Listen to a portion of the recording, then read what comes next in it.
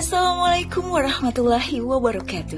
Selamat pagi anak cerdas, unggul, dan berkarakter. Berjumpa kembali dengan Ibu Vina Deviana dalam pembelajaran Bahasa Indonesia.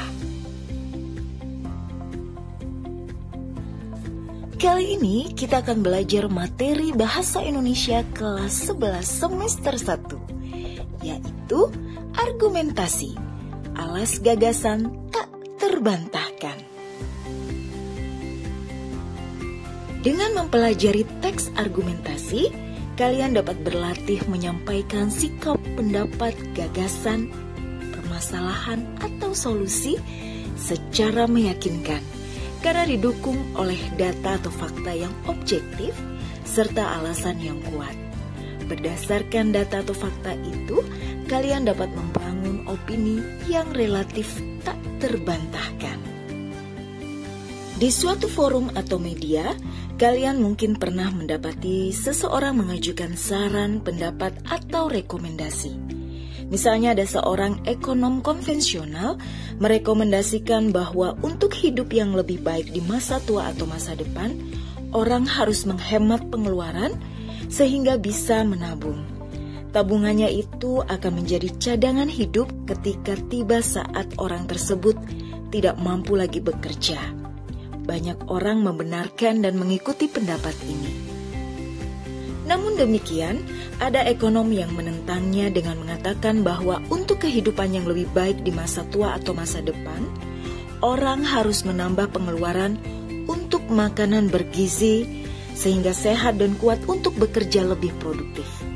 Pendapat ini pun tidak dapat disangkal kebenarannya, terutama untuk negara-negara miskin di Afrika. Itulah sekilas contoh bagian penting dari argumentasi. Lantas, apa dan bagaimana argumentasi? Ikutilah proses pembelajaran berikut ini. Pengertian teks argumentasi. Menurut Kamus Besar Bahasa Indonesia, argumentasi adalah teks yang berisi opini penulis yang disertai alasan dan pembuktian yang didukung oleh fakta. Disampaikan secara logis dan objektif, bertujuan untuk meyakinkan dan mempengaruhi pembaca. Argumentasi juga berarti alasan untuk memperkuat atau menolak suatu pendapat, pendirian, atau gagasan. Dalam teks argumentasi, penulis perlu menyampaikan argumen-argumen yang logis, contoh atau bukti yang rasional atau faktual, yaitu bersifat objektif untuk memperkuat pendapat, sikap, atau pendiriannya. Untuk itu, penulis perlu melakukan pengamatan, penelitian atau riset, kajian literatur, wawancara, atau langsung ke lapangan. Teks argumentasi bertujuan menarik perhatian, mendorong, mengajak, membujuk, mengubah sikap, membuktikan kebenaran, atau mempengaruhi pembaca agar menyetujui pendirian, sikap, atau gagasan penulis. Untuk itu, penulis terkadang memerlukan dukungan data, angka-angka, fakta-fakta, dan atau alasan untuk memperkuat sikap atau pendapatnya. Karakteristik atau ciri teks argumentasi. 1. Berisi pendapat, sikap, gagasan, keyakinan atau opini penulis berdasarkan hasil riset atau penelitian, kajian referensi atau buku, wawancara, dan atau terjun ke lapangan. 2. Berisi bukti berupa data, fakta, dan contoh serta alasan yang kuat. 3. Adanya analisis, sintesis data dan fakta secara objektif dan kritis. 4. Menggunakan bahasa yang denotatif dan kalimat ajakan atau himbauan yang persuasif. 5. Diakhiri dengan kesimpulan yang memperkuat argumentasi. Struktur teks argumentasi. Struktur teks argumentasi adalah pendahuluan, tumbuh argumentasi, dan kesimpulan menurut Keraf 1982. Mari kita simak penjelasan pada masing-masing bagian. Yang pertama, pendahuluan. Bagian ini berisi pengenalan terhadap masalah yang dibahas. Juga berisi dasar, alasan, atau latar belakang mengapa suatu gagasan, pandangan, pendapat, atau keyakinan penulis dikemukakan. Bagian ini umumnya singkat, padat, dan memikat agar menarik perhatian pembaca. 2. Tubuh argumentasi atau isi argumentasi.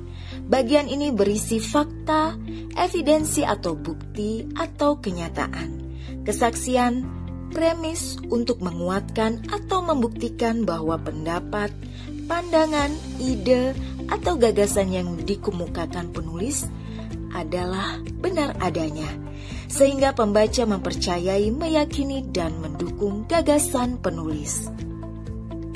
3. Kesimpulan. Bagian ini berisi pernyataan singkat dan padat yang mensintesis semua argumen. Bisa juga bagian ini berisi ringkasan atau rangkuman. Aspek kebahasaan teks argumentasi.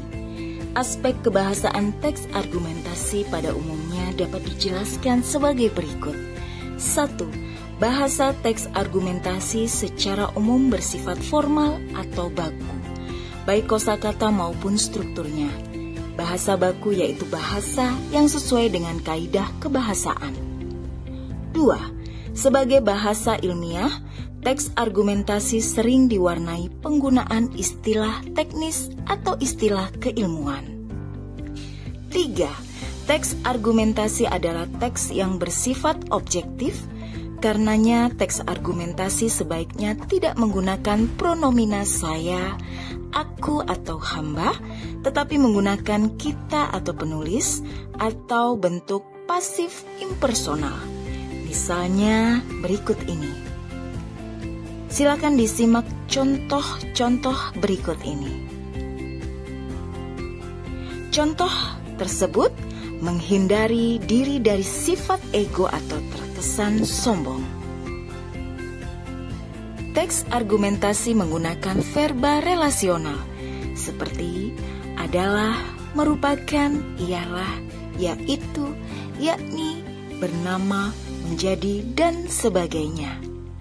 5. Teks argumentasi juga menggunakan berbagai macam kata penghubung atau konjungsi, baik penghubung intra kalimat, antar kalimat, maupun antar paragraf. Kata penghubung atau konjungsi yang sering digunakan dalam teks eksposisi adalah: yang pertama, konjungsi perbandingan atau persamaan. Misalnya, sebagaimana, hal yang sama, seperti halnya, sama dengan itu, sehubungan dengan itu, dan sebaliknya. Untuk menyatakan perbedaan, misalnya, hal yang berbeda, sebaliknya, berbeda dengan itu, sedangkan, dan lain sebagainya. Konjungsi pengadaian, misalnya seandainya, andai kata, andaikan, sekiranya. Konjungsi syarat, misalnya jikalau, jika, kalau, asalkan, dan sebagainya. Konjungsi pertentangan, misalnya akan tetapi, namun, sedangkan, dan sebagainya. Konjungsi penghubung konsesif, misalnya walaupun, meskipun, sekalipun, dan sebagainya. Konjungsi kewaktuan, misalnya sementara itu, akhirnya, kemudian, dan sebagainya. Konjungsi tujuan, misalnya agar, supaya, untuk, demi, dan lain-lain. 6. Teks argumentasi menggunakan kalimat yang bersifat imbauan atau solusi dari permasalahan. Kata-kata yang sering digunakan adalah perlu, harus, diseyogyakan, diharapkan, diupayakan, dan sebagainya. 7. Menghindari bentuk-bentuk kebahasaan yang salah atau tidak efektif.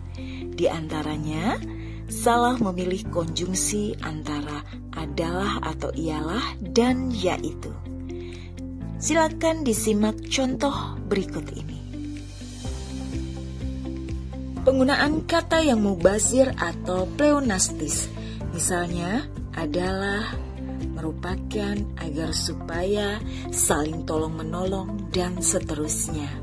Penggunaan konjungsi atau kata penghubung ganda, seperti jika atau jikalau, maka, apabila, maka, meskipun atau biarpun, tetapi atau namun, dan seterusnya. Kalimat tidak berpredikat. Silakan diperhatikan contoh berikut ini. Kalimat tidak bersubjek. Perhatikan contoh berikut ini, berikut kalimat pembetulannya.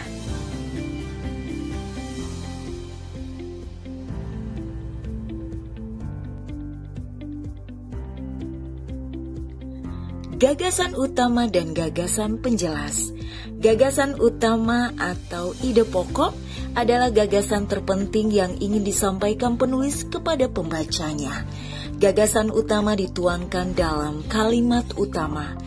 Kalimat utama sering ditandai dengan kata atau frase seperti demikianlah, begitulah, oleh karena atau sebab itu, maka, jadi, utamanya, demikian atau begitu, dan sebagainya.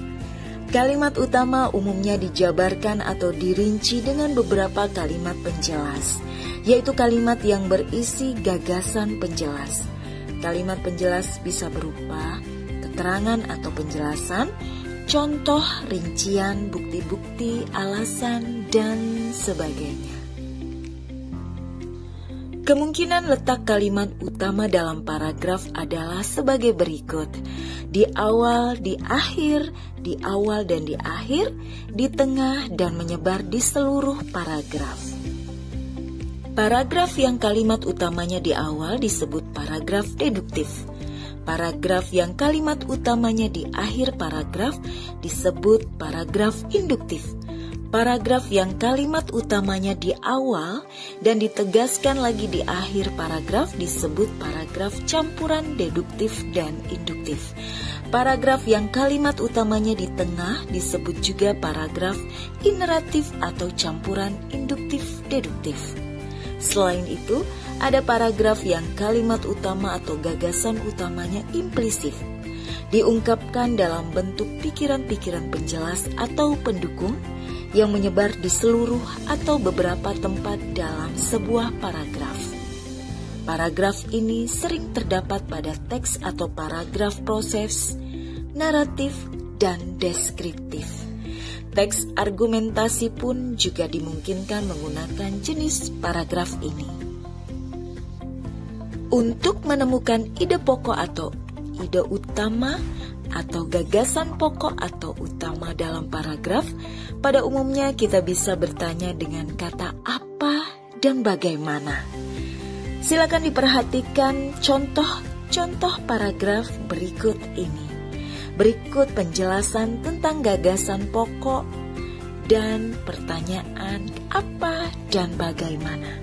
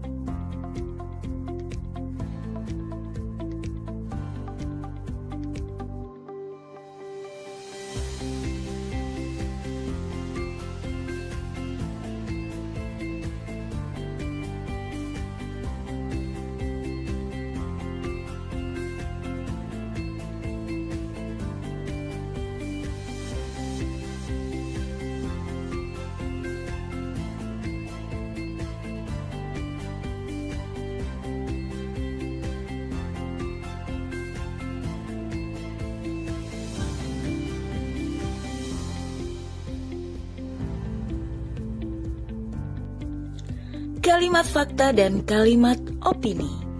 Fakta menurut Kamus Besar Bahasa Indonesia adalah suatu hal yang benar-benar ada dan terjadi. Fakta sering juga disebut dengan kenyataan.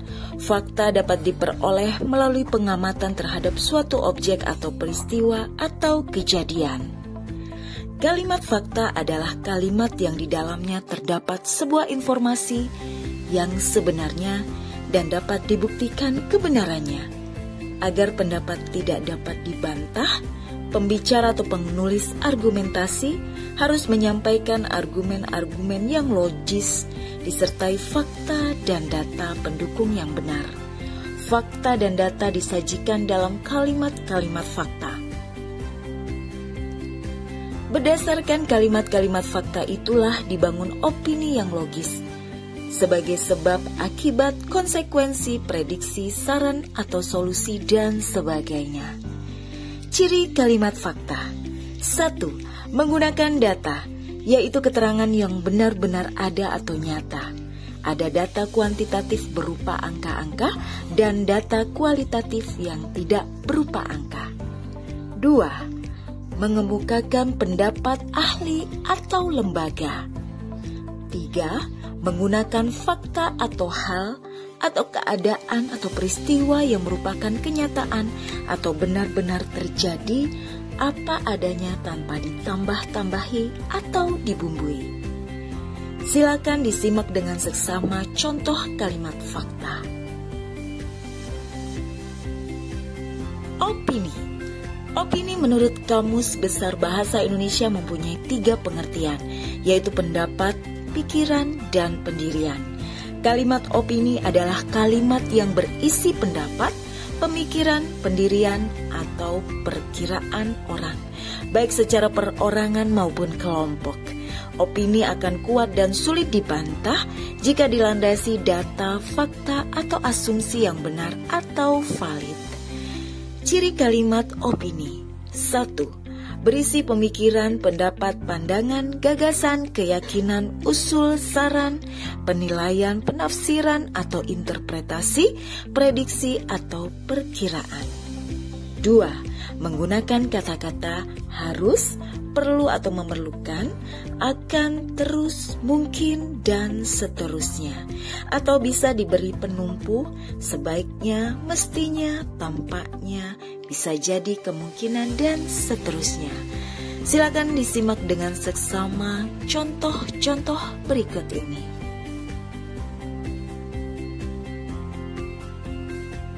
Demikianlah pembelajaran kita pada kesempatan kali ini. Sampai berjumpa di pembelajaran bahasa Indonesia lainnya. Salam dari SMK Negeri 6 Surabaya. Cerdas, unggul, berkarakter. Wassalamualaikum warahmatullahi wabarakatuh. Sampai jumpa.